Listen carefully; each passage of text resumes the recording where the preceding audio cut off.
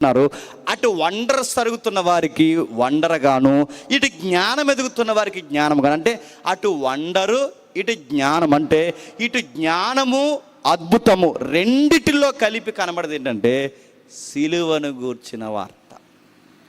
మాకేదో ఒక అద్భుతం చెయ్యంటే అద్భుతం ఏంటి చెప్పిన, దేవుడు భూమి మీదకి రావడం ఏంటి, తోటి మానవుల కొరకు ఆయన చనిపోవడం ఏంటి, మరణించిన ఆయన తిరిగి లేవడం ఏంటి, ఇది నీ ముఖానికి అద్భుతం అనిపించట్లేదా?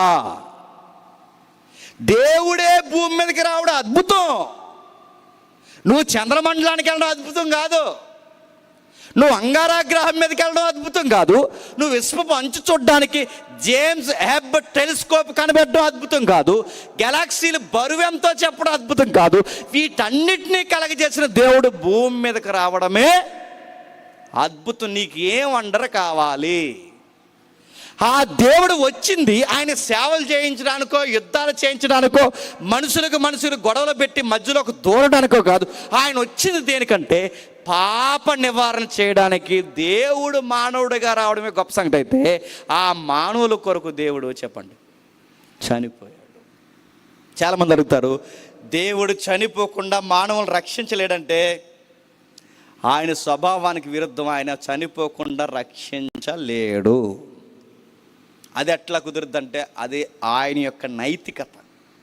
మీకు ఉదాహరణ చెప్పి నేను త్వరగా ముగిస్తాను. చాలామంది ఆటో డ్రైవర్స్ ఉన్నారనుకోండి, ఇక్కడ మిమ్మల్ని అడుగుతున్నాను, చెప్పండి, మీ ఆటోలోకి ఎవరైనా ప్రయాణికులు ఎక్కి ఆ తర్వాత ఎక్కిన తర్వాత వాళ్ళ బ్యాగో వస్తువో మర్చిపోయిన తర్వాత ఆటో డ్రైవర్గా నువ్వేం చేయాలి? భలే మర్చిపోయాలనుకోవాలా? ఏం చేయాలి? పోలీస్ స్టేషన్ పట్టుకెళ్ళి పలానా టైంలో పలానా ఎక్కారండి, ఇదండి బ్యాగ్ అండి, నువ్వు ఇచ్చే ఉందని ఇంట్లో పెట్టుకుంటే నేను పోలీసులు ఏం చేస్తారు చెప్పు? తీసుకెళ్ళిపోతారు, పోర్టండి కూడా గుర్తుపెట్టుకో.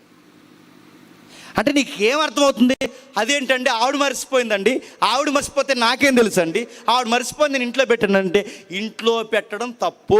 అది ఇలా తప్పని, ఇంట్లో పెట్టడం తప్పని, ఎలా తప్పండి, ఇది తప్పని చెప్పాలంటే తప్పని చెప్పడానికి ఎదురు ఉండాలిగా.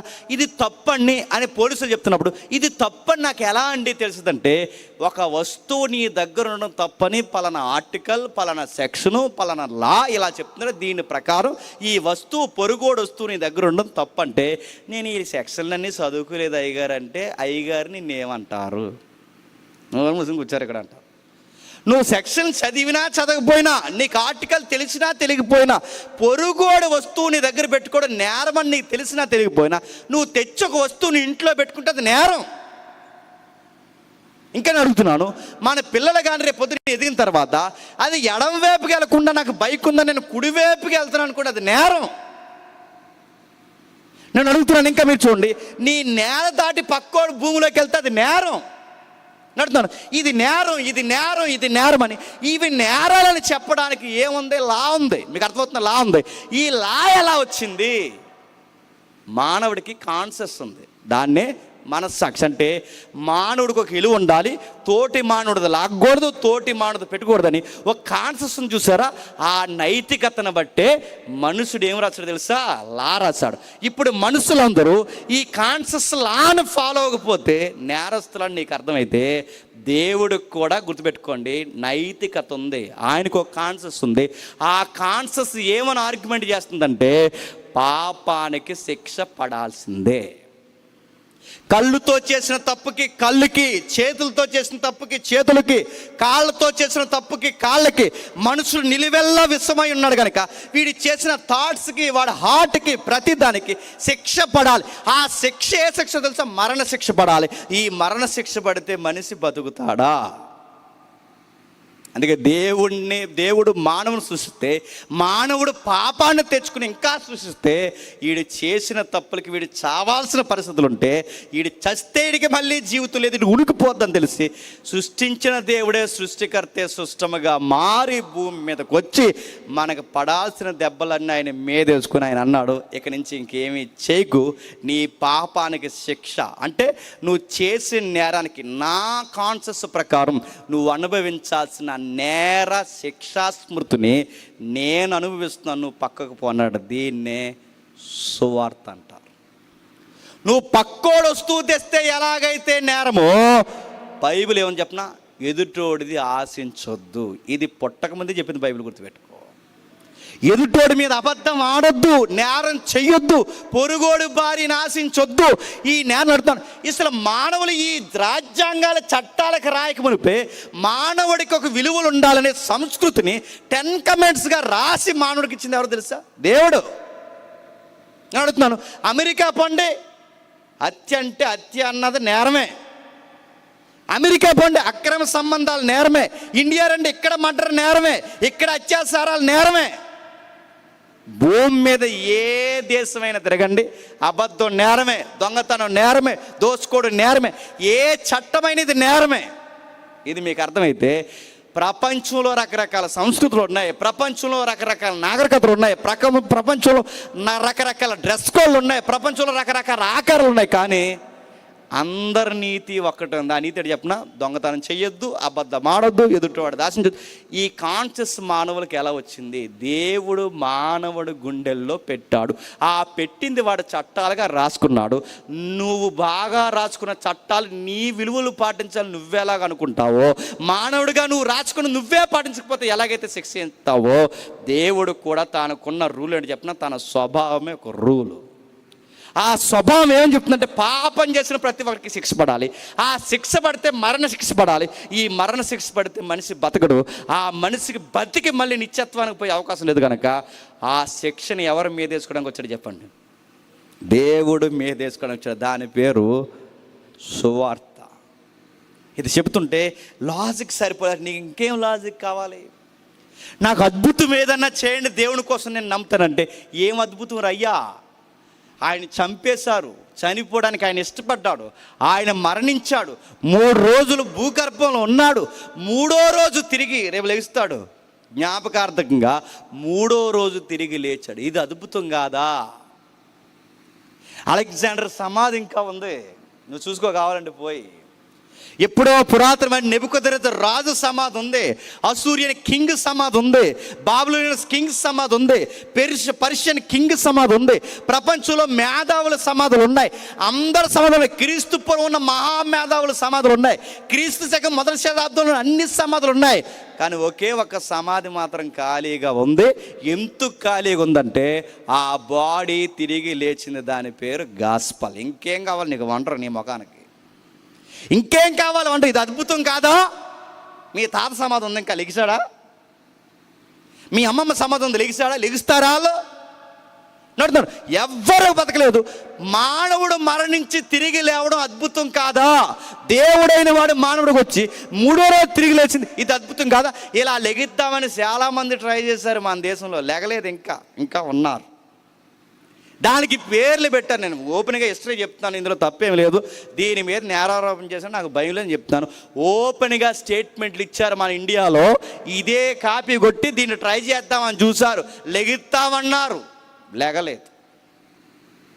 దానికి పేరెట్టారంటే చుట్టూ గొయ్యి తవ్వుకున్నారు, ఆ గొయ్యి లోపలికి పోయారు, ఆ ఇటుకలతో కట్టారు, పై టాప్ మూసేశారు, తీయొద్దన్నారు. దానికి ఓ పేరెట్టారు, దాని పేరు సజీవ సమాధి అన్నారు. సజీవంగా ఉన్నాడేమని కొన్ని రోజుల తర్వాత చూశారు, అర్థమైంది జీవం పోయింది, సజీవం లేదని. మట్లో కూర్చున్నారు, కప్పెట్టామన్నారు, లెగిస్తామన్నారు, 3వ రోజు అన్నారు. 3 రోజులు కాదు, 2వ రోజుకే, 2 రోజులు కాదు, 12 గంటలకే, 12 గంటలు కాదు, గంట కాదు, 2 నిమిషాలకే బండి బంద్ అయిపోయింది. గుర్తుపెట్టుకో. శిష్యులందరిని పిలిచారు. ఏంటి అడగండి, నేను జరిగిన హిస్టరీ ప్రాక్టికల్ విషయాలు చెప్తున్నాను. శిష్యులందరిని పిలిచాడు, కూర్చోబెట్టాడు, కోట్ల రూపాయలు సంపాదించాడు, బాగా డబ్బు సంపాదించాడు, ట్రస్ట్ పెట్టాడు, పల్లెటూరులో ట్యాంకులు కట్టించారు, అన్నీ చేశారు, అద్భుతాలు చేశారు. డిస్కవరీ ఛానల్ వచ్చింది, ఫేక్ అని చెప్పింది. లేదు నేను చాలా అద్భుతమైన వ్యక్తిని అన్నాడు. ఆయనకు జబ్బు వచ్చింది. ఆ జబ్బు వస్తే శిష్యులందరికీ చెప్పాడు చెవిలో, నేను త్వరలోనే చచ్చిపోతాను. అంటే ఆయనకు అర్థమైపోయింది డిసీజ్ వచ్చిందని. నేను త్వరలోనే చనిపోతాను, 3వ రోజు లెగుతా అన్నాడు. శిష్యులందరూ ఇంక ఉపవాసాలు చేసి అది ఇది చేసి, అదే ఆరాధన వాళ్ళ పేరులో అది ఆ చేస్తూ అలా కొడుతూ మొత్తం మీద ఆ డోలెక్కలు కొట్టి అవి కొట్టి ఆ కంజీర్లు వాయించి మొత్తం మీద కూర్చుంటే లెగిస్తాడు అన్నారు. విషయం అర్థమైంది, లెగడని. కెమికల్కి సంబంధించిన ఎవరైతే ఉన్నారో డాక్టర్లు తీసుకొచ్చారు, మొత్తం కెమికల్స్ అన్ని ఎక్కించారు, బాడీ ఎక్స్పైర్ అయిపోతుంది, 3వ రోజు లెగిస్తాడని. లెగలేదు. ఆయన ఎవరో మీకు తెలుసు, జుట్టు ఎక్కువ ఉండేది ఎవరని అడగండి.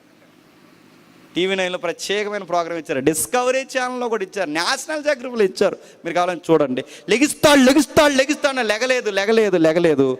అర్థమైపోయింది లెగడని. శిష్యులకి అర్థమైపోయింది ఇంక మా గురువు రారని. ఎవడ వాటలాడి పనిచేసుకుని లారీలు డబ్బు తోలేశారు. మా నియోజకవర్గం పెద్దాపురం నియోజకవర్గంలో ఇక్కడి నుంచి ఒక ఉంది బంధం, అక్కడి నుంచి ఏకంగా లారీ డబ్బు తెచ్చారని వినికిడి. మూడు రోజులు లెగుతున్న తర్వాత 3వ సంవత్సరం కూడా వచ్చి నేనే లెగిసాను అన్నాడు. నువ్వు ఎవడో మా దగ్గర ఆధారబో అన్నారు. అరే నేనే రా లెగిస్తానని వచ్చానుగా అంటే నువ్వు ఎవడ, ఎందుకంటే ఆయన చిన్న ఆయన పెద్ద ఆయన, నేనే ఆయన్ని అవతారంగా వచ్చానంటే పోరా నువ్వు ఎవడో మాది వెళ్దాను. ఎందుకంటే ఇప్పుడు ఆయన అన్నారు ట్రస్ట్ అంతా మళ్ళీ ఎవడికి ఇవ్వాలి, పో నువ్వు ఎవడో మాది వెళ్దా అన్నారు. నా మాట మీకు అర్థమవుతుంది. లెగిస్తానన్నాడు ఎవడైనా లెగిచాడా? నేను అడుగుతున్నాను, హిస్టరీలో ఒక్క దేవుడిని చూపించండి, ఒక్క పూజారిని చూపించండి, ఒక్క దైవజనుడు అని చెప్పి చూపించండి, ఒక్క ప్రాఫిట్ని చూపించండి. ఎవరైనా సరే మరణించి తిరిగి లేచి వండర్ఫుల్గా ఈ ప్రపంచానికి సాక్షించండి, ఒక్కరిని జీవించండి. ఆయన ఎవరో ఉన్నారు గురువారం అయినా అని చెప్పండి, ఆర్గ్యుమెంట్ పెట్టండి, ఆయన కూడా లేవలేదు. యేసు ప్రభు తప్ప ప్రపంచంలో ఎవరైనా లెగిసారా? ఇంకేం అద్భుతం కావాలి నీకు? నమ్మడానికి ఏం కావాలి? నీ పాపం కోసం మరణించాడు, నువ్వు మరణం కోసం మరణంలోకి పోయాడు, నువ్వు జీవంలో ఉండాలని మళ్ళీ మరణించి తిరిగి లేచాడు. ఇది నశించుచున్న వారికి వెరుతాను. మనిషి ఎందుకు దేవుడిని నమ్మడంటే వాడి గర్వం చేత దేవుడిని నమ్మడు, సువార్త చేత నమ్మడు. అందుకే మనుషుడు మతము, వాడి ఉద్దేశాలు, వాడి డబ్బు చేత గర్విష్ఠులకి సువార్త ఎలాంటి చెప్పనా వెర్రితనంగా ఉంటుంది. ఒకటి, మానవుడు సువార్త నమ్మకపోవడానికి కారణం వాడి వెర్రితనం, వాడి గర్వం దేవుని వాక్యాన్ని విన్నవదు.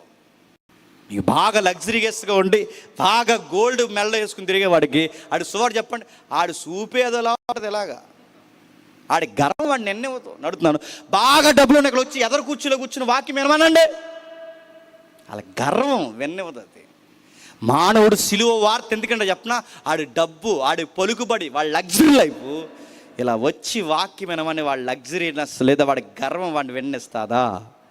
వినవదు. మానవుడు ఎందుకు సువార్త నమ్మడంటే వాడు దౌర్భాగ్యుడని ఒప్పుకోడు, వాడి పాపి అని ఒప్పుకోడు, వాడు గుడ్డోడని ఒప్పుకోడు. వాడి డబ్బు వాడికి ఏం నేర్పించింది చెప్పనా? గర్వం నేర్పించింది. ఆ గర్వం వల్ల వాడు సువార్త ఒప్పుకోడు. మీరు కావాలంటే సుంకరి పరిసేయుడు ప్రార్థన మీరు ఇంటికి వెళ్ళి చదవండి. సుంకరి పేదోడు, సుంకరి దౌర్భాగ్యుడు, సుంకరి నీచంగా తృణీకరింపబడిన వాడు అంటాడు, నీ వైపు తలెత్తడానికైనా నాకు ధైర్యం లేదు కనుక నన్ను క్షమించి ప్రభు అంటాడు. కానీ పరిసేయుడు అంటాడు, నేను ముమ్మారు ప్రార్థన చేస్తున్నాను, ఇన్ని దానధర కార్యాలు చేస్తున్నాను, నన్ను దీవించకపోతే ఎవరిని దీవిస్తా అన్నట్టు ప్రార్థన. అంటే వాడి గర్వం ఎంత రెక్లెస్గా వాడి నేత్రాల్లో కనబడుతుందని మీరు చూడండి. మనుషుడికి ఎందుకు సువార్త అర్థం? ఇదే కారణాలు. వాడికి సువార్త అర్థంగా పోవడానికి కారణం ఇది. రెండో కారణం ఏంటి చెప్పిన? మనిషికి సువార్త అర్థమైనట్టున్నా వాడు ఒప్పుకుపోవడానికి కారణం ఏంటి చెప్పిన? రెండవది వాడి పాపం వాడిని ఒప్పుకోనివ్వదు. రాంగోపాలవరం తెలుసు కదా, ఎందుకు తెలదు? రాంగోపాలవరం ఏమన్నాడంటే, మీరు దేవుడిని ఎందుకు నమ్మరంటే, అంటే దేవుడు అనే పదం కాదు కానీ ఏదో పవర్ ఉందని నేను నమ్ముతాను. ఆయన ఎంట్రీలో చెప్తున్నాడు, పవర్ ఉందని నేను నమ్ముతాను. నేను ఎందుకు దేవుడిని నమ్మనంటే, నేను దేవుడిని నమ్మితే స్వేచ్ఛగా నాకు నచ్చిన కార్యాలు నేను చేయలేను కనుక నేను నమ్మను అన్నాడు. ఆ మాట మీకు అర్థమైందా? నేను ఎందుకు దేవుడిని నమ్మాలని అనిపించిన ఎందుకు నమ్మనంటే, దేవుడు అనే వ్యక్తిని నేను నమ్మితే నేను స్వేచ్ఛగా కొన్ని నీచమైన కార్యాలు నేను చేయలేను. ఆ కార్యాలు నేను చేయాలి అంటే నేను నమ్మకూడదు. ఒకవేళ దేవుడిని నేను నమ్మితే నేను పాపం చేయకుండా ఉండాలి, అది నా వల్ల అవ్వదు కనుక నేను దేవుణ్ణి నమ్మనన్నా. రాంగోపాలవరం ఓపెన్గా ఒప్పుకున్నాడు. నడుతున్నాను, చాలామంది వరములు ఉన్నారు, ఇదే కర్మ. వీళ్ళందరూ ఎందుకు దేవుణ్ణి నమ్మరు? దేవుణ్ణి నమ్మితే తిరుగుళ్ళు మానేయాలి, దేవుణ్ణి నమ్మితే సినిమాలు మానేయాలి, దేవుణ్ణి నమ్మితే అబద్ధాలు మానేయాలి, దేవుణ్ణి నమ్మితే వంకర చూపులు మానేయాలి, దేవుణ్ణి నమ్మితే పాపం మానేయాలి, దేవుణ్ణి నమ్మితే అన్నీ మానేసి దేవుని దగ్గర భయపడుతూ బతకాలి. ఇది చెయ్యలేడు కనుక మానవుడు ఏమంటారు చెప్పనా, నా వల్ల అవదంటాడు. మరి ఇంకా మీరు చూడండి, గంజాయి కొడుతున్న వాడిని దేవుడు చర్చికి తీసుకురండి, రానంటాడు. నీకు ఏది బాగుందిరా, చర్చి బాగుందిరా, ఈ గంజాయి బాగుందిరా అంటాడు. ఏమంటాడు తెలుసా? గంజాయే బాగుందంటాడు. మరి ఎందుకు రావరా చర్చి కంటే? నా గంజాయిలో బాగుందంటున్నాడు. ఎంతకాలం బాగుంటుంది? ఆ గంజాయి ఒక రోజు అన్న ఏం చేస్తా చెప్పండి, చంపేస్తుంది. కానీ ఆ చేదు విషయం వాడు తెలుసా? తెలిసినా వాడికి అదే నచ్చుతుంది. కానీ చర్చికి వచ్చినోడు చచ్చినను బతుకుతాడు, అది వాడికి నచ్చుతుందా? బైబిల్ ఏమంటుంది తెలుసా? ఒకటి, గర్వం చేత సువార్తను ఒప్పుకోలేరు. రెండు, వాడు పాపము చేత చెప్పండి సువార్తను ఒప్పుకోలేరు. బాగా సొసైటీలో బాగా పాపానికి రేవ్ పార్టీలు, ఆ పార్టీలు, ఎన్ని పార్టీలు వచ్చినాయి ఇప్పుడు? రేవ్ పార్టీలు, ఆ పార్టీలు, ఈ పార్టీలో ఉన్న వాళ్ళందరూ దేవుడు భయం ఉంటే అలాంటి పనులు వాళ్ళు చేస్తారా? వాళ్ళు ఎందుకు జడ్జాగా ధైర్యంగా అలాంటి పనులు చేస్తున్నారంటే వాళ్ళకి దేవుడు భయం మైండ్లోకి తెచ్చుకోరు. సువార్తని ఎందుకు నమ్మరంటే పాపానికి అలవాటు పడిపోయిన వారు నమ్మరు. ఇప్పుడు సడన్గా ఇవన్నీ మానేయాలి, అలవాటు పడిపోయిన జీవితానికి ఇప్పుడు మానేయడం అంటే కష్టం ఉంటుంది కనుక ఈ పాపానికి అలవాటు పడిన వాడికి సువార్త ఎలా ఉంటుంది చెప్పండి? వెర్రితనంగా ఉంటుంది. ఇలా ఏదైనా తాగుతున్నట్టు తాగొద్దురు అంటాం, వాడికి ఎరుగా ఉంటుంది. ఏదన్నా పాడు తినకరాది ప్రమాదం అంటే వాడికి ఎరుగా ఉంటుంది. అరే ఇలా చేయడం తప్పురా, ఎదుటోళ్ళని ఇలాంటి మాట్లాడుతున్నాం అది పాపం అంటే వాడికి ఎరుగు ఉంటుందంటే మనం చెప్పేవన్నీ వాడికి ఎలా ఉంటాయి చెప్పండి? వెర్రితనంగా ఉంటాయి. కానీ మనకు మాత్రం దేవుని చెప్పండి శక్తి. దేవుని శక్తి ఎలా ఉంటే, నేను ఒకప్పుడు నీలాగే తిరిగేవాడిని, ఒకప్పుడు నీలాగే పాపంలో కొట్టుమిట్టాడేవాడిని. ఈ నాకు అర్థమైన తర్వాత నాకు పాపం చేసే అవకాశం ఉన్నా నాకు చేయాలనిపించలేదు, ఎందుకంటే ఆ శక్తి నన్ను మార్చేసింది. ఇది నాకు తెలుస్తుంది. చాలామంది తాగుబోతుల దగ్గరికి వెళ్ళి ఆ తాగుడు మానేయాలంటే పలానా ట్యాబ్లెట్స్ వాడిని అన్నారంట. ట్యాబ్లెట్స్ అన్నీ వాడేసి ఇంకెక్కువ తాగాడంటాడు. మరికొంతమంది చెప్పారట ఆడు తాగుడు మారాలంటే చెప్పండి చేతికి చెప్పండి కడియం వేయాలంట. కడియం తీసి తాగేసి మళ్ళీ కడియం వేసుకున్నాడు. ఇంకేంటి నడుతున్నాను, వాడు ఎలా మాడేస్తాడు? అరే నువ్వు తాగా వీడు తాగాడు, కానీ వీడు తాగలేకపోతున్నావు, నువ్వు తాగుతున్నావంటే అది మెడిసిన్ కాదు, కడియం కాదు, ప్రాక్టీసులు కాదు. మనిషి ఎప్పుడు మానతాడు చెప్పనా? వాడికి దేవుని శక్తి తాగితే చెప్పండి వాడు తాగుడు మానేస్తాడు. పచ్చి వ్యభిచారి, అక్రమ సంబంధాలతో ముడిపోయింది. అరే ఇప్పుడు సంసారం ఎలా అయిపోయిందిరా సమర స్త్రీ అంటే మీరు చూడండి, ఆమెకి దేవుని శక్తి తాకింది. దేవుడు మనకి శక్తివంతమైన తన కార్యం, దాని దయ, తన కృప మన జీవితంలో పనిచేస్తే పాపాత్ములమైన మనం మారుతాం, అబద్ధికులమైన మనం మారిపోతాం, దొంగ బుద్ధి కలిగిన మనం మారిపోతాం. అది ఎవరికి తెలుస్తుందంటే అది అందరికీ తెలియదు. కానీ చెప్పండి ఆయన శక్తిని అనుభవించిన వారికి మాత్రమే సువార్త విలువేంటో అర్థమవుతుంది. వాళ్ళకే అర్థమవుతుంది. అడుగుతున్నాను, వాళ్ళు చేసిన పనులు మనం ఎందుకు చేయలేమంటే ఆయన శక్తిలో మనం ఉన్నాం కనుక. సువార్త శక్తి చెప్తున్నాడు, ఇంకా చెప్తున్నాడు చూడండి. ఒకటి, పాపం వలన మనుషుడు తన దేవుడిని నమ్మలేడు. రెండు, గర్వం వలన దేవుడిని నమ్మలేడు. మూడోది చెప్పిన వాడికి లాజిక్ కావాలి, ఆ లాజిక్ వలన దేవుడిని నమ్మలేడు. ఏం లాజిక్ కావాలి అంటే మన కోసం ఆయన చనిపోవడం ఏంటి, లాజిక్ ఏంటంటాడు. నీకు లాజిక్ ఏంటి, నీకు చెప్పిన అర్థమవుతుంది. లాజిక్ ఏంటంటే నువ్వు తప్పు చేస్తే చట్టం నిన్ను ఎలా కొడుతుంది అన్నది లాజిక్కో, నిన్ను పుట్టించిన వాడు నువ్వు తప్పు చేసిన అలానే కొడతాడు అన్నది లాజిక్. ఆ లాజిక్ నీకు అర్థమైతే ఆయన ఈ చట్టం కొడితే మళ్ళీ 10 years తర్వాత నువ్వు బయటకు రావచ్చు, ఈ చట్టం కొడితే మళ్ళీ నువ్వు బయటకు వచ్చి తిరగవచ్చు కొన్ని సంవత్సరాల తర్వాత. కానీ ఈ దేవుడు కొడితే మళ్ళీ తిరిగే అవకాశం ఇంకా అదే లాస్ట్ రోజు, నీకు ఇంకా పోతావు.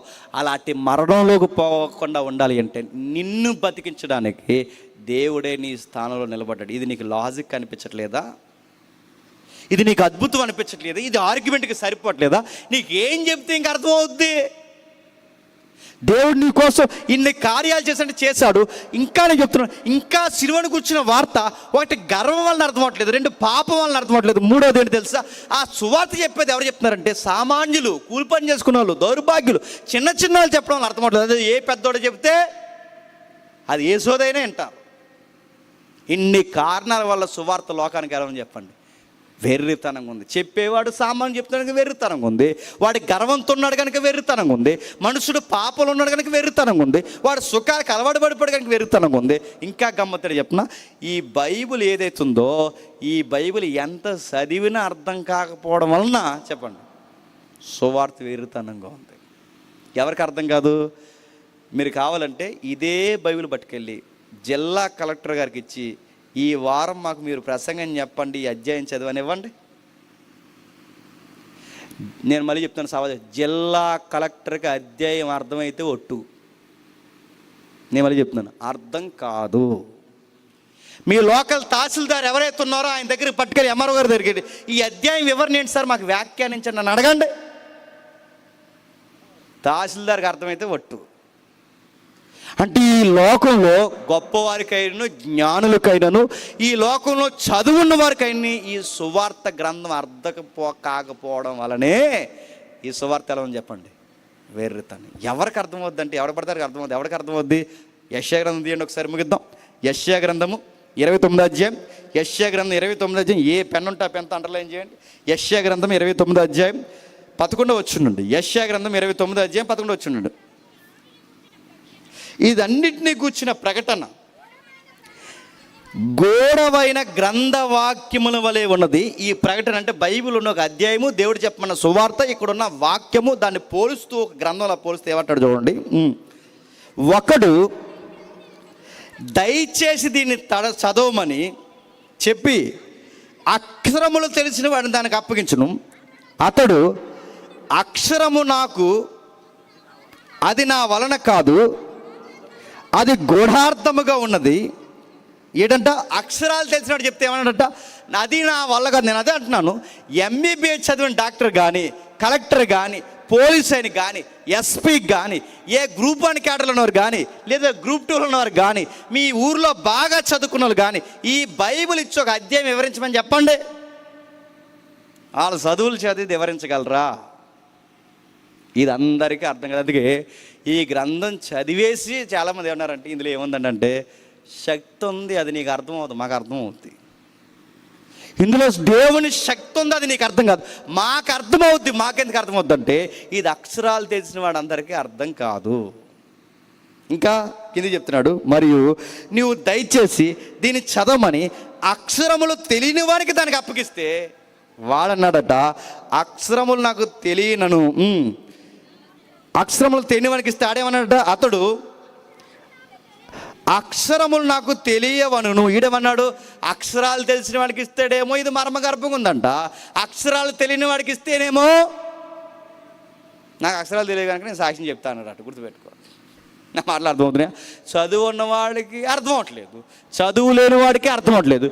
మరి ఇది ఎవరికి అర్థమవుద్దంటే బైబిల్ ఏమని చెప్పిన, దేవుని శక్తి పరిశుద్ధాత్ముడు ఎవరికైతే దయాపూర్వకంగా దొరుకుతాడో వాళ్ళకి అర్థమవుతుంది ఈ సువార్త.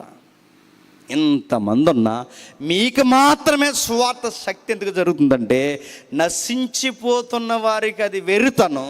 చెప్పండి, రక్షింపబడుతున్న మనకి దేవుని శక్తి. బైబిల్ అంటే భయం మనకి, సువార్త అంటే భయం మనకి, ప్రభు అయిన యేసుక్రీస్తు వారి జనన మనం పునరుద్ధానం అంటే నమ్మకం మనకి. ఇవన్నీ బయట వాళ్ళు నమ్మట్లేదు, మనం ఎలా నమ్ముతున్నామంటే మీకు అర్థం కావాలి, నేను దేవుని దయలో రక్షింపబడ్డాను.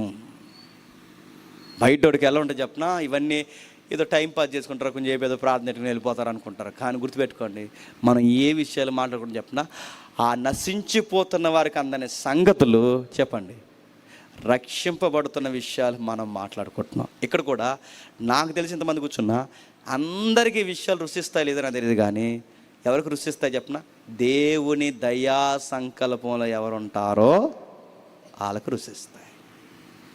ఈరోజు మీటింగ్లు అంటే ఏమైపోయింది చెప్పిన, మీటింగ్లో సిలువను కూర్చున్న వార్త లేదు, చెప్పండి సువార్తను కూర్చున్న వార్త లేదు. మరి ఏముందంటే ఒకటే ఆడావిడమైన వర్షిప్, ఆడావిడి కార్యక్రమం. కరీంనగర్ గారు ఎంత బాధపడారో చెప్తారు, అదొక ఆడావిడి, ఇదొక ఆడావిడి, నేను పెద్ద తోపు తురుమని నేను చెప్పుకోండి, అయిపోయింది సువార్త, వెళ్ళిపోండి. గంట చేస్తున్నారండి వర్షిప్, మరి ఎందుకు చేస్తున్నారు నాకు అర్థం కాదు, అంత వర్షిప్ చేస్తారు, అయిపోయింది. ఇంకా సువార్త ఏది? సువార్త ఏముంటుంది చెప్పిన, దేవుని భయం అర్థమైతే ఒక నమ్మకం కలుగుతుంది. నాకు ఈ డబ్బు మీద ఉండదు, ఈ ఆస్తుల మీద ఉండదు, ఈ పొరుగుడితో గొడవల మీద ఉండదు, నాకు లైఫ్ మీద నమ్మకం కలుగుతుంది. ఆ నమ్మకం ఏంటంటే దేవుడితో మరలా నేను సజీవంగా లేస్తాను. దానికి ట్రూత్ అంటే దీనికి నిజం దాఖలాగా సాక్ష్యంగా ఉందా అంటే ఉందంటుంది సువార్త గ్రంథం. ఇవి అక్షరాలు తెలిసిన కన్నులకు అర్థం కావు కానీ, ఇవి అక్షరాలు తెలియని మెదళ్ళకి అర్థం కావు కానీ, దేవుని పిలుపులు ఉన్న నీలాటోడి నాలాటోకి అర్థం ఉంది. ఎక్కడుంది ఒకసారి మీరు చూడండి, నేను ముగిస్తాను. ఒకసారి చూడండి, యోహాను సువార్త 11వ అధ్యాయం, యోహాను సువార్త 11వ అధ్యాయం ముగిద్దాం. యోహాను సువార్త 11వ అధ్యాయం 42వ వచనం నుండి అని చెబుతూ 43 ఆయన ఇలాగ చెప్పి లాజరు బయటికి రమ్మని బిగ్గరగా చెప్పగా చనిపోయిన వాడు కాళ్ళు చేతులు ప్రేత వస్త్రంతో కట్టబడిన వాడే ఎలుపులకి వచ్చును, అతని ముఖమునకు రుమాలి కట్టియుండును. అతడు యేసు అని అంతటి యేసు మీరు అతని కట్టులు ఇప్పిపోయాడని వాడితో చెప్పును. ఏం చెప్తున్నాడు? ముగిద్దాం. ఏం చెప్తున్నాడు అక్కడ? చెబుతున్న సంగతులు మీరు చూడండి. లాజర్ని ప్రభు అయిన యేసుక్రీస్తు వారు బతికిస్తున్నాడట. ఆ బతికిస్తున్నప్పుడు ఆ లాజర్ని బయటికి రమ్మన్నాడు అంటే అయిపోను. లాజరు బయటికి రా అంటే అయిపోయి, కానీ అదేం చెప్పకుండా అక్కడ ఏం చెప్తున్నానంటే, లాజరు వస్తున్నప్పుడు ఎలా వచ్చాడట? కాళ్ళు చేతులకి ప్రేత వస్త్రాలు ఉన్నాయట, కట్టబడిన వస్త్రాలు అలాగే ఉన్నాయట. ఆ కట్టబడిన ఆ మనుషుల్ని ఎలుపులకి తీసుకొని రావడానికి ఆయన బయటికి రమ్మంటే బయటకు వచ్చాడట. వాళ్ళ దగ్గరికి వెళ్ళి ఆ కట్లు విప్పండి అన్నాడు. అంటే లాజరు తిరిగి లేచినప్పుడు ఆయన ప్రేత వస్త్రం ఆయనతో ఉంది, ఆయన తిరిగి లేచినప్పుడు ఆయన తల రుమాలు ఆయనతో ఉంది, ఆయన తిరిగి లేచినప్పుడు ఆయనకి ఏదైతే సమాధి కార్యక్రమంలో వస్త్రాలు చుట్టారో అవన్నీ ఆయనతో ఉన్నాయంట. కానీ ఈ వచనాన్ని ఇలా చదువుతుంటే మనకు అర్థమవుతుంది, ఇదే గ్రంథంలో మరి విచిత్రమైన సంఘటన ఉంది. ఒకసారి చూడండి, మనం ముగిద్దాం. ఇదే యోహాను సువార్త 20 అధ్యాయం, ఇదే యోహాను సువార్త 20 అధ్యాయం 6వ వచనం నుండి. ఇది యోహాను సువార్త 20 అధ్యాయం 6వ వచనం నుండి. అంతటా సీమోను పేతురు అతని ఎంబడి వచ్చి సమాధిలోనికి ప్రవేశించి నారబట్టలు పడుంటుటయు, ఆయన తన రుమాలు నారబట్టలు ఉండక వేరుగా ఒక చోట చుట్టబడి ఉండుటయు చూసి. ఇందాక మనం లాజర్ చదువుతున్నప్పుడు ఏముంది? లాజర్ తల రుమాల తలకే ఉంది, లాజర్ పేత వస్త్రాలు లాజర్తో ఉన్నాయి, లాజర్ సంబంధించిన వస్త్రాలను లాజర్తోనే చుట్టుపడి ఉన్నాయి. కానీ గమ్మత్తు చెప్తున్నా, లాజర్ తిరిగి లేచినప్పుడు లాజర్తో పాటు ప్రేత వస్త్రాలు ఉన్నాయి. మరి ప్రభు అయిన యేసుక్రీస్తు వారు తిరిగి లేచినప్పుడు ఆయన ప్రేత వస్త్రాలు ఆయనతో ఎందుకు లేవు? లాజిక్ అడుగుతుందిగా ఈ లోకం. సువార్త ప్రకటన వెర్రితనంగా ఉందిగా ఈ లోకానికి. రికార్డ్స్ చెప్తున్నాయి, బైబిల్ రికార్డ్స్. ఇవి అబద్ధం అని చెప్పడానికి నడుతున్నాను. ఇది అబద్ధం అని చెప్పాలంటే నీకు ఎవిడెన్స్, అంటే నీకు బలమైన ఆధారంతో కూడిన ఎవిడెన్స్ ఉంటే ఈ యోహాను సువార్తలో రాయబడిన సంగతులను నువ్వు చెప్పాలి.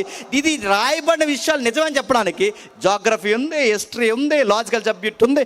నీకేం కావాలన్నా యూదుల ఎవరైతే ఉన్నారో చరిత్రకారుడు జోసఫస్ చెప్పిన చరిత్రకారుడి ప్రకారం సాక్ష్యాలు ఉన్నాయి. ఇన్ని సాక్ష్యాల్లో యోహాను గారు రాస్తున్న ఇంత హిస్టరీతో జాగ్రఫీతో ముడిపడి ఉన్న, లాజికల్ సబ్జెక్ట్తో ముడిపడి ఉన్న ఆయన చెబుతున్న సాక్ష్యం చెప్పిన, లాజరు తిరిగి లేచినప్పుడు లాజరుతో పాటు ప్రేత వస్త్రాలు ఉన్నాయి, లాజరు తిరిగి లేచినప్పుడు లాజరుతో పాటు తలరుమాలు ఉంది. కానీ యేసుప్రభు తిరిగి లేచినప్పుడు యేసుప్రభుతో పాటు ఆ వస్త్రాలు లేవు, అక్కడే ఉండిపోయి. నడుతున్నాను. ఆ లేవడానికి ఈ లేవడానికి తేడా ఏంటంటే, యేసు ప్రభు తిరిగి లేచింది ఈ లోకంలోకి తిరిగి లేవలేదు. యేసు ప్రభు తిరిగి లేచింది ఒక కనబడని అదృశ్య లోకంలోకి తిరిగి లేచాడు. అందుకే ఆ లోకానికి వస్త్రాలతో పని లేదు. లాజరు ఈ లోకంలోనే బ్రతికాడు కనుక ఈ లోకంలో బతికిన వాడికి తల రుమాలు ఉంది, ఈ లోకంలో బతికిన వాడికి ప్రేత వస్త్రాలు ఉన్నాయి, ఈ లోకంలో బతికిన వాడికి ఈ లోక సంబంధమైన ఏవైతే కట్టబడేవన్నీ ఉన్నాయి. యేసుప్రభు తిరిగి లేచి మళ్ళీ ఈ భూమి మీద బతకడానికి కాదు, ఆయన తిరిగి లేచింది ఎక్కడికంటే ఒక అదృశ్య లోకంలోకి తిరిగి లేచాడు. ఆ అదృశ్య లోకం ఎలా ఉంటుందంటే గాస్పల్ చెప్తుంది ఏమిటి తెలుసా? ఆ లోకంలోనికి లేచిన వారు బతికిన వారు ఇంకెప్పటికీ మరణించరు. అందుకే ఆయన అన్నాడు, నేను ఎలా వెళ్తున్నానో మళ్ళీ అలాగే వస్తాను, నేనుండు స్థలంలో మీరు ఉండులాగున తమ తమ వరుసల్లో నిద్రించిన వారిని చెప్పండి తిరిగి లేపుతాను. ఇది నమ్మిన వానికి దేవుని శక్తి, ఇది నమ్మని వానికి చెప్పండి వెర్రితాను. యేసుప్రభు తిరిగి లేచాడు, నాకు లాజిక్ ఉంది. ఆ లాజిక్ ఏంటి తెలుసా? లాజరు బతికాడు, మళ్ళీ ఒకరోజు చచ్చిపోయాడు. ప్రభు అయిన యేసుక్రీస్తు వారు తిరిగి లేచాడు. ఆయన చనిపోలేదు, ఎప్పటికీ సజీవంగా ఉన్నాడు. ఎందుకంటే ఆయన తిరిగి లేచింది ఈ లోకంలోనికి కాదు, ఆయన పైనున్న లోకంతో ఈ లోకాన్ని కలపడానికి తిరిగి లేచాడు. అందుకే నీకు నాకు చెబుతున్న సువార్త సందేశం ఏంటో తెలుసా? ఆయన తిరిగి లేచన్నమాట, పైనున్న వాటిని ఎతకండి. ఈ భూముల మీతో పాటు నశించిపోతాయి, ఈ డబ్బా మీతో పాటు నశించిపోతాయి, ఈ పేరు ప్రఖ్యాతల మీతో పాటు నశించిపోతాయి, ఈ మనుషుల వీళ్ళ మీతో పాటు నశించిపోతారు. కానీ నన్ను నమ్మిన వాడు మరణించినను తిరిగి లేస్తాడు. మీకు వాడబారని స్థలాలు, మీకు వాడబారని జీవితము, నిత్యత్వం అక్కడ ఉంది. అక్కడ ఉందనడానికి మాకు ఆధారం ఏంటి ప్రభు అంటే, నేనే మీకు ఆధారం. అది ఉందనడానికి మాకు అద్భుతం ఏంటి ప్రభు అంటే, నేనే మీకు అద్భుతం. అది జరుగుద్దనడానికి మాకు రుజువు ఏంటి ప్రభు అంటే, నేను ఎలా వచ్చినా అలా వెళ్తున్నాను, అదే మీకు చెప్పండి రుజువు. ఇదంతా ఏం చెప్తుందో తెలుసా? సువార్త చెబుతుంది. ఇది చెబుతుంటే లోకానికి ఎలా ఉంటుంది చెప్పండి? వెరుగుతనంగా. ఒకవేళ వీళ్ళకి ఓపుకుంటేనండి, నిజంగా ఆయన తిరిగి లేచాడంటే ఎత్తుక్కోమానండి సమాధులు. దేవదూతలు కనబడి రోమా కమాండర్కి ఏముందో తెలుసా? చూస్తుండగా, ఆయన మాట్లాడుతుండగా, ఆ కమాండర్ చూస్తుండగా, శిష్యులు వింటుండగా, వాళ్ళందరూ వినబడుతుండగా అన్న మాట ఏంటో తెలుసా? సజీవుడైన వాడిని మృతుల్లో చెప్పండి ఎతకొద్దంతే. రోమా కమాండర్ చూశాడేమని? సూర్యుడు కదిలిపోవడం చూశాడు, బండల బద్దలాసిపోవడం చూశాడు, భూమి విడిపోవడం చూశాడు, ఈ అద్భుతాలు చూశాడు. ఆ ఫిలాత్ గవర్నర్కి చెప్పాడు ఏమని తెలుసా?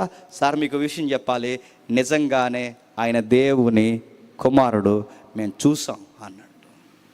ఒక అన్యుడు సాక్ష్యం ఇచ్చాడు, పక్కలో పొడిచిన సైనికులు సాక్ష్యం ఇచ్చారు, చరిత్ర సాక్ష్యం ఇచ్చింది, ఫిలాత్ రికార్డ్స్ సాక్ష్యం ఇచ్చాయి. ఇంకేం కావాలి ఆయన సజీవంగా లేచాడు అనడానికి?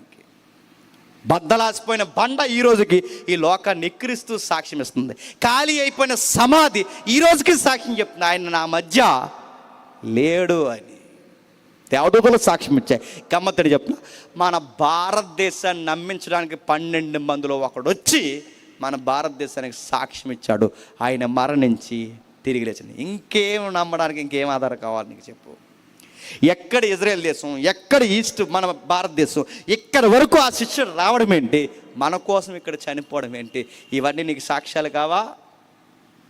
అందుకే నశించిపోతున్న వాడికి కళ్ళ ముందు ఖాళీ సమాధి ఉన్నా, కళ్ళ ముందు ప్రభువు లేచిన చరిత్ర ఉన్నా, కళ్ళ ముందు రోమా రాజ్యాంగంలో ఆర్టికల్స్ ఉన్నా, ఇన్నన్నీ సజీవంగా ఉన్నా, శిష్యుడు ఒక ఆయన వచ్చి ఇక్కడ చనిపోయాడన్న దాఖలాలు కనబడుతున్నా, నశించిపోతున్న వాడికి ఇవన్నీ ఎలా ఉంటాయి చెప్పండి?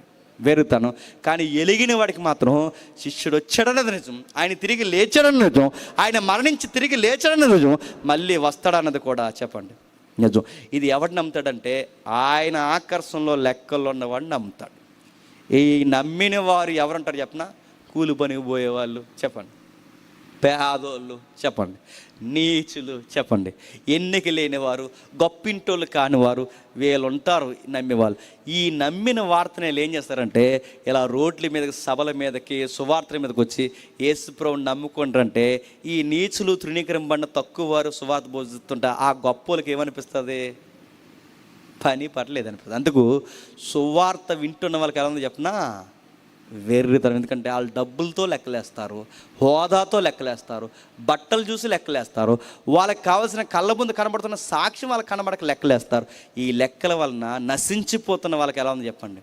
వెర్రితనం ఉంది. ప్రభు మరి ఇంత ప్రభు ఓపెన్గా ఉంచవచ్చు కదా ప్రభు అంటే, దేవుడు అన్నాడు అది నా చిత్తం, నీచులైన వారిని పీల్చుకోవడమే నా చిత్తం, ఎన్నిక లేని వారిని పీల్చుకోవడం నా చిత్తం. ఆయన కావాల్సింది కలెక్టర్లో, డాక్టర్లో ఏలా కాదండి, ఆయన కావాల్సింది అది చెప్పిన, ఎవరైతే తనను తాను తగ్గించుకుంటాడో, అది కలెక్టర్ అయినా డాక్టర్ అయినా, ఎవరైతే తగ్గించుకుంటారో ఆ తగ్గించుకున్న వారిని దేవుడు పిలుచుకొని చెప్పండి ఆయనకి సాక్షిగా వాడుకుంటాడు. నాకు తెలిసి ఈ సభకు సాక్షి ఆయనే. ఎవరు చెప్పండి? ప్రసాద్ గారు. ఆ సభకు సాక్షి ఆయనే. ఎవరు అంటున్నారంట? అంటారు ఈ అనివాళ్ళకి పని ఉండదండి అంటారు. ఆయనకి డబ్బులు ఎక్కడి నుంచి వస్తాయి? అక్కడి నుంచి వస్తున్నాయి. చూస్తావా? ఎక్కడి నుంచి వస్తాయి? ఆయన కొరకు మనకు వెళ్తే ఎక్కడి నుంచైనా వస్తాయి. మేము సంవత్సరానికి 6 రోజులు 7 రోజులు సెమినార్ పెడతాం, 25 lakhs అయింది. ఎక్కడి నుంచి వచ్చినా అది వెళ్ళదు, నా దగ్గర రూపాయి లేదు. ఎక్కడ వస్తాయి? ఆయన కొరకు మనం చేయాలనుకుంటే వస్తాయి. రేపు పొద్దున ఏదో బైబిల్కి నేర్పించడానికి, ఫ్రీ విద్యను నేర్పించడానికి సేవకుల్ని రాజ్యాంగంలో, ఖురాన్లో, భగవద్గీతలో, ఏ గ్రంథంలో ఏముందో, చరిత్రలో, ఏదో అపోలజెటిక్లో అన్ని విషయాలు ఏమో నేర్పించడానికి, బైబిల్ కాల్సి అన్నిటికన్నా బైబిల్ మీద థియలాజికల్ డాక్టర్స్ నేర్పించడానికి ఓ పెద్ద నిర్మాణం కట్టాలనుకుంటున్నాం. జరుగుద్దంటే వస్తుంది. జరుగుతాయి. ఎందుకు చెప్పినా నశించిపోతున్న వాళ్ళకి ఎర్రిగా ఉంటుందేమో, కానీ చెప్పండి రక్షిస్తున్న మనకి, రక్షింపబడిన మనకి చెప్పండి దేవుని శక్తి. భూమిని నడిపించిన వాడు ఎన్ని కార్యాలు ఆయన జరిగించలేడా? అందుకే సువార్త వింటున్నప్పుడు నవ్వుకునే వాళ్ళు నవ్వుకొనియండి, ఆ నవ్వేవాడిని చూసి మీరు నవ్వుకోండి. ఎందుకు చెప్పినా వీళ్ళు లెక్కల్లో లేడు అని నవ్వుకోండి. మీరు వాకింగ్ చెప్తున్నాడు, వాళ్ళ పైనుంచి కింద పని ఏమీ లేదంటే మీరు కూడా అనుకోండి వీడికి అస్సలు ఏ పని చెప్పండి లేదనుకోండి. ఎందుకంటే వాడికి అర్థం కాదు, మనకు అర్థమైంది. వాడికి లాస్ట్ మినిట్ అర్థం అవుద్ది. ఎవరికైనా గుర్తుపెట్టుకున్నా లాస్ట్ మినిట్ ఏంటో తెలుసా? మంచం పట్టే రోజు ఉంటుంది, చావు గడియల దగ్గర ఉంటే అప్పుడు అర్థమవుతుంది. ఎందుకంటే ఆ టైంలో ఏ బంధువు ఏ మరణంలోకి వెళ్ళొచ్చినాడు, ఆ మరణంలోకి వెళ్ళొచ్చిన దేవుడే మరణంలోకి వెళుతున్నప్పుడు జ్ఞాపకం వస్తాడు. అప్పుడు సువార్త అర్థమవుతుంది. అప్పటి వరకు ఈ సువార్త ఎలా ఉంటుంది చెప్పిన వేర్రితనంగా ఉంటుంది. మీరు అనుకోవచ్చు, మరి గాంధీ గారు, అంబేద్కర్ గారు వీళ్ళందరూ యేసుప్రభుని ఇష్టపడడం వేరు. ఇంకా ఎవరు, వివేకానంద స్వామి ఇష్టపడ్డారు. చాలామంది ఆ దేవుళ్ళతో పాటు ఈ దేవుడిని ఇష్టపడడం వేరు. నేను ఇష్టపడతాను నడుతున్నాను, ఇష్టపడడం వేరు. ఆయన్ని ఎక్కడ ఇష్టపడాలంటే ఆయన సిలువ వేయబడ్డాడు చూసారా, అక్కడ ఇష్టపడాలి. సిలువ వేయబడ్డాడన్నది ఇష్టపడితే కారణం ఏంటి చెప్పిన, ఆ సిలువ ఎందుకు వేయబడ్డాడో తెలుసుకోవాలి. ఎందుకు వేయబడ్డాడో, నువ్వు పాపివని నువ్వు ఒప్పుకుంటే ఆ సిలువ మీద ఇష్టపడతావు. కానీ అందరూ యేసుప్రభు బోధల్ని సూతుల్ని ఇష్టపడతారు, కానీ సిలువ మీద సిలువ వేయబడిన యేసుని ఇష్టపడతారా? ఇష్టపడరు. ఎందుకంటే సిలువ ఒప్పుకుంటే ఏం ఒప్పుకోవాలి? పాపం ఒప్పుకోవాలి. పాపం ఒప్పుకుంటే ఏం ఒప్పుకోవాలి? దేవుని దగ్గర ప్రాధాయపడాలి. అందుకే యేసుప్రభుని ఇష్టపడడం వేరు, సిలువ కార్యక్రమాన్ని పునరుద్ధానాన్ని ఒప్పుకోవడం వేరు. ఇంత మేధావులు ఒప్పుకోండి. నేను సీరియస్గా చెప్తున్నాను. ఇదంతా గాంధీ గారు కానీ, అంబేద్కర్ గారు కానీ, ఈ లోకంలో ఉన్న వివేకానంద స్వామి కానీ, వీళ్ళెవ్వరూ ఒప్పుకోలేని యేసుక్రీస్తుని గొప్పగా ఒప్పుకుంది ఎవరు చెప్పినా, నువ్వు నువ్వు నువ్వు. వాళ్ళకందని దేవుడు నీకందాడు. దేవుడు నిన్ను దీవించును గాక.